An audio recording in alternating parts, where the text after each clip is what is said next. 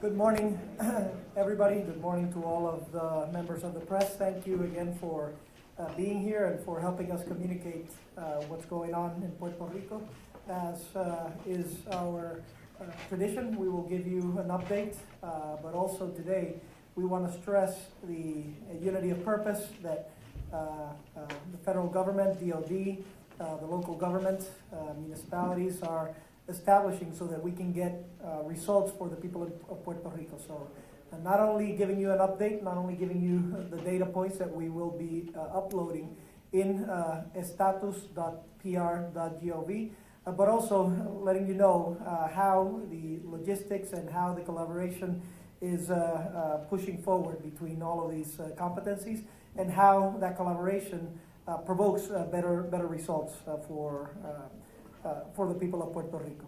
I want to stress that for all of those that want to collaborate and donate, you can go to unidosporpuertorico.com. Also, you can call our 800 number at 202-800-3134. I want to reiterate that the prohibition on selling alcohol is over, and that the curfew has been up until 9 p.m. And lastly, want to state that our housing department gave a moratorium on the payment of the rent to public housing up until January of 2018. So it gives some flexibility onto the payments, liberating a little bit of the stress on the people of Puerto Rico. Want to remind everybody that our priorities at this juncture keep being food delivery, delivery of gas, making sure that the hospitals are working, making sure we can get more hospitals online, that they get their diesel and their fuel, establishing as best mechanism for robust communication, whether it be telecoms or otherwise, and the air traffic control so that we can get more assets here in Puerto Rico. Let me talk a little bit about the gas situation. We have been upping the number of gas operators that have opened in Puerto Rico. That has alleviated some of the stress. To give you a perspective, 4 days ago we had 450 gas stations open. Now we have 714. That's somewhat over 50% of the gas stations that we have in Puerto Rico already operating and are receiving fuel at this junction. So our expectation here is to continue identifying those gas stations that can operate, those operators that at the onset of this catastrophe were not found, so that they can operate appropriately, they can get fuel in a organized, logistical manner, and they can have appropriate security. At the same time, we informed that the reservoirs of diesel have increased. We're almost to 600,000 barrels. At gasoline, we're at 722,000 barrels as well.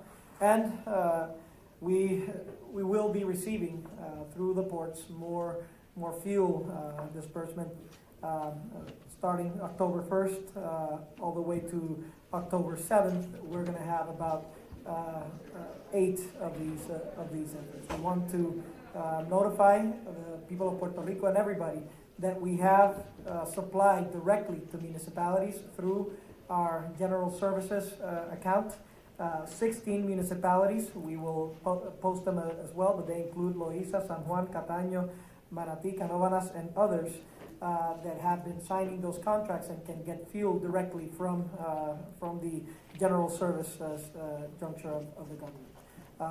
FEMA has been working extra hard on this effort, and particularly on the distribution of food.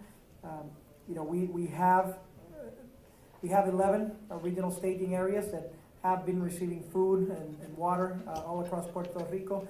In addition to that, FEMA has taken several other missions so that we can go to direct municipalities where hard to reach, the roads, although accessible, are harder to reach. So there has been consideration towards that effort. want to let you know that the government is also working in conjunction and collaboration with FEMA. Our housing department, the Office of the First Lady, Family Department are also doing efforts to distribute food and water in different areas in Puerto Rico, and we are coordinating all of the logistics with FEMA so that we can make sure that they arrive at their destination. In terms of telecoms in general and communications, the police have reestablished communication through radio in San Juan, Bayamón, Carolina, and Caguas at their stations.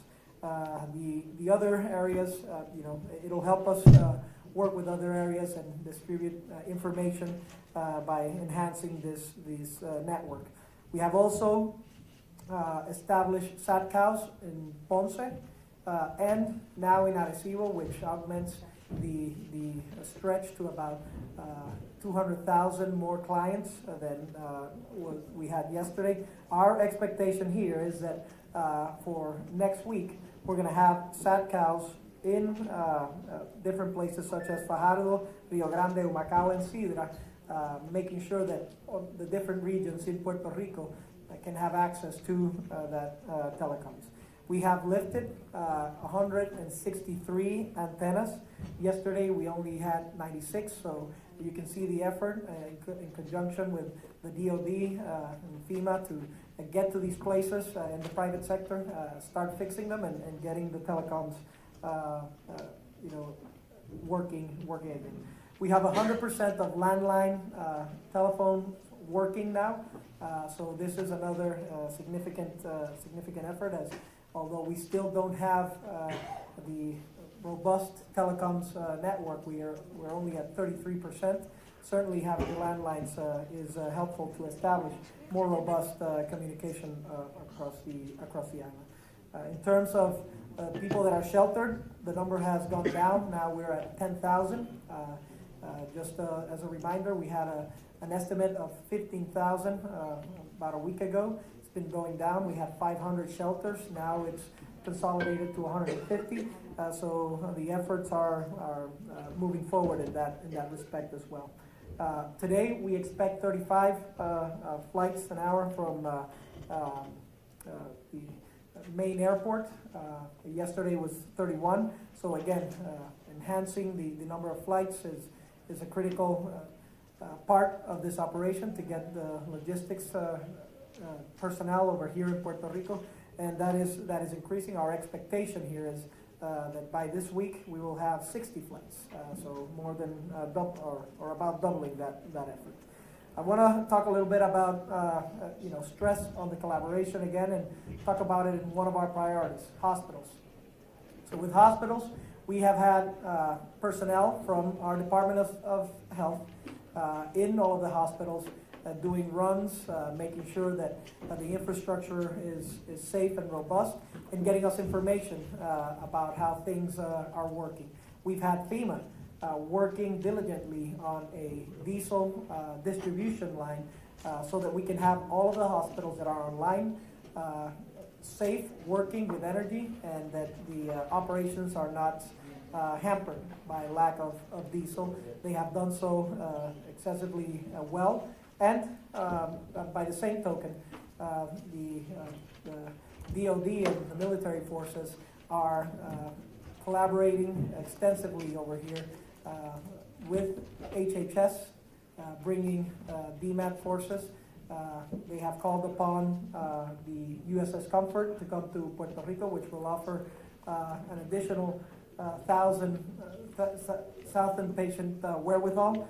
So this is one of those areas, again, where you see that the collaboration, logistics between all of the parties is bringing in more results. More so than that, we informed that today we have 51 hospitals open. So depends on your metric, 51 or 53. Some of those are same hospital that are divided into two clusters. So between 51 and 53, depending on how you measure it, of the 69 hospitals are open and are within the context of the diesel distribution line. 2 of these hospitals have been energized, so now we're up to 9 hospitals that are being served with energy of the stations that have been energized in Puerto Rico. By the same token, we've increased the number of dialysis centers that it has been served. We're going to give that list again. It's going to be on status.pr.gov, but we've increased it from 34 yesterday to 46 today. We also report that there have been 4 freezers for forensics efforts that have been brought onto Puerto Rico, although it has been established by the different meetings between HHS and our department and the federal government that in fact there is no crisis or emergency in terms of dealing with cadavers at this juncture. But we still have those 4 freezers that were brought in order to support our Institute of Forensics Sciences. In terms of security, we're happy to report that a lot of the, some of the EMACs are starting to flow in.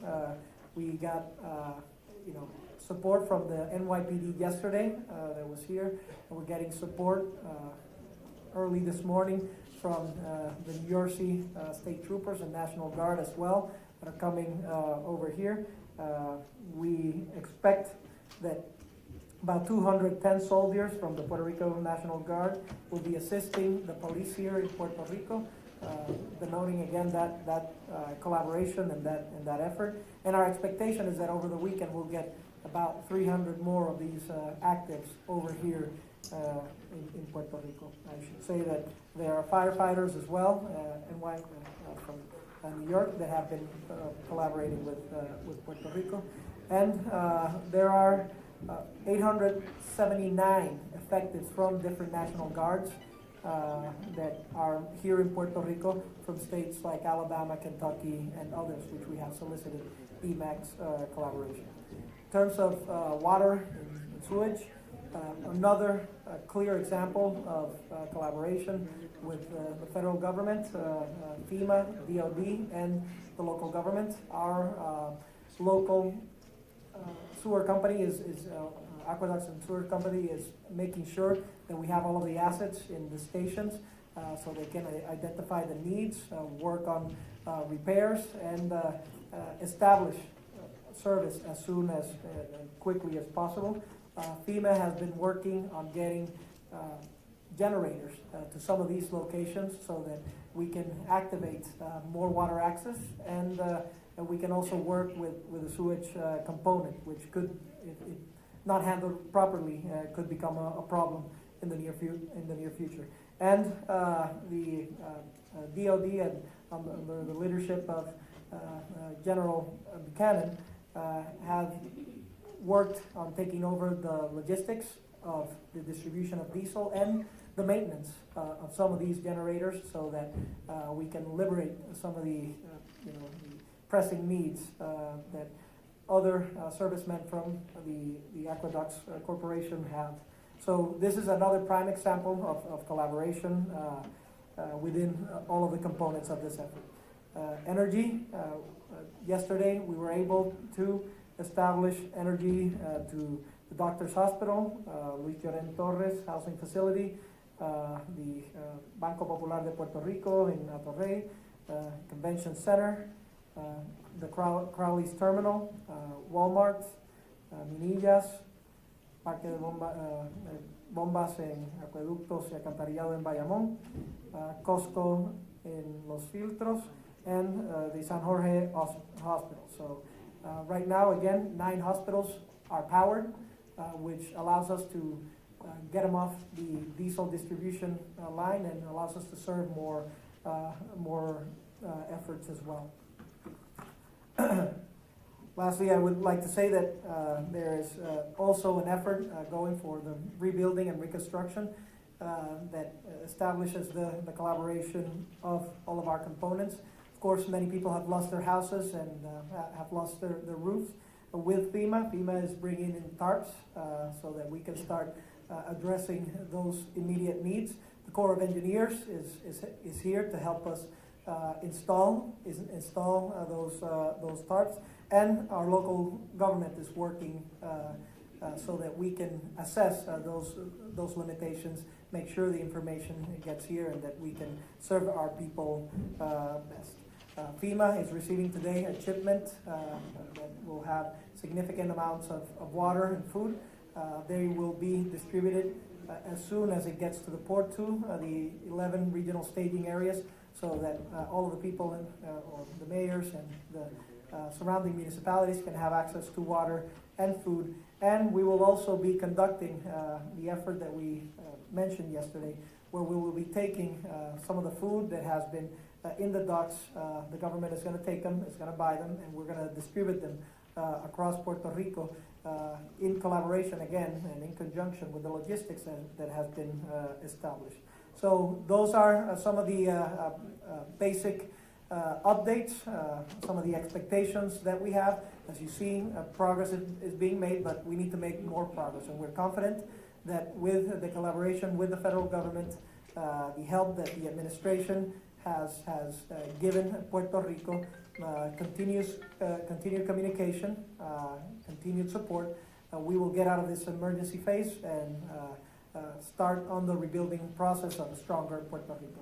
Would like a Regional Director of FEMA, John Raven, to also say a few words.